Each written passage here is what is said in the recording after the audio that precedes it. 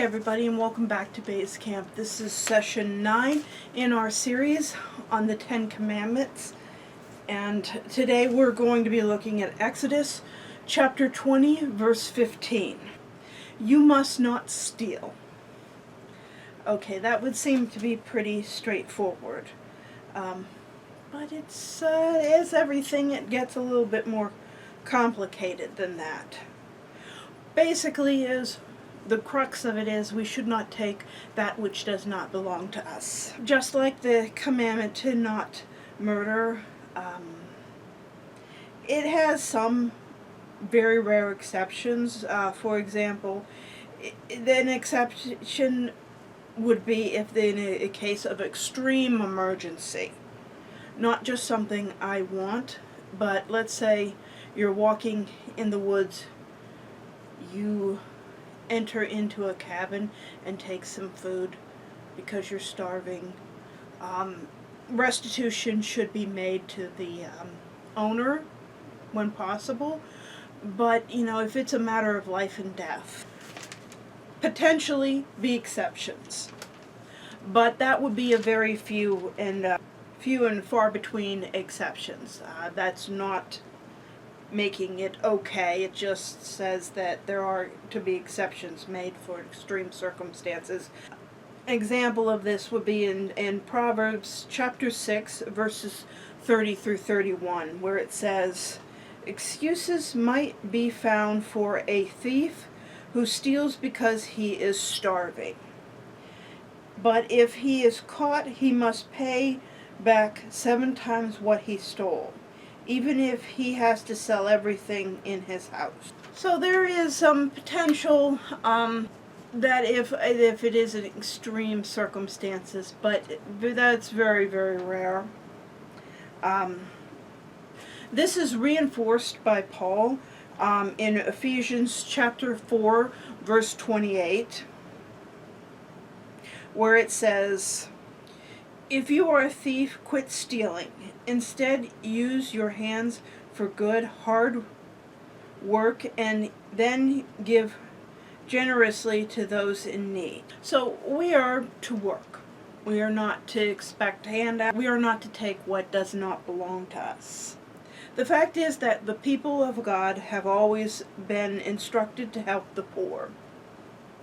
In the Old Testament, the reapers, when they went to reap their fields and gather the crops, were instructed to leave some crop behind for the poor.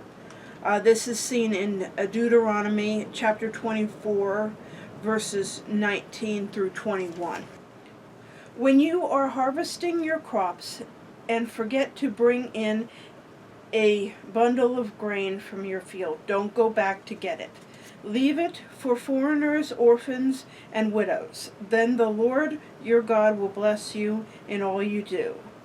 When you beat the olives from your trees, don't go over the branches twice. Leave the remaining olives for the foreigners, orphans, and widows. When you gather grapes in your vineyard, don't glean the vines after they are picked. Leave the remaining grapes for the foreigners, orphans, and widows. Remember that you were slaves in the land of Egypt. That is why I am giving you this command." So in the Old Testament times, when they came into the land, they were harvesting their fields, they were told to not strip them bare, to leave a few behind to help out those who are less fortunate than them and can't provide for themselves, for either because orphans and widows would be the primary, because the women could not work typically, and children are children. Then throughout the New Testament, Christians are commanded to help the poor. This does not mean that we owe the poor anything. If someone does not want to give someone something, they can't just come in and take it. This is 2 Thessalonians chapter 3, verse 10. Even while we were with you, we gave you this command. Those unwilling to work will not get to eat.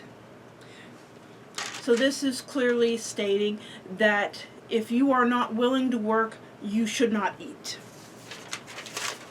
In other words, we should not expect people to provide for us. The poor should not expect people to provide for them. If they are able to work, they should be working.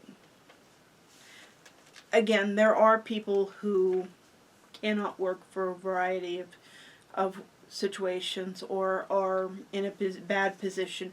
And yes, we should help them, but it doesn't mean that they should not be working. And to just constantly take out handouts without being willing to contribute is paramount, is equal to theft. So we should not take what does not belong to us. Next time in session 10, we will be talking about not bearing false witness against our neighbors. So we'll see you next time, and God bless.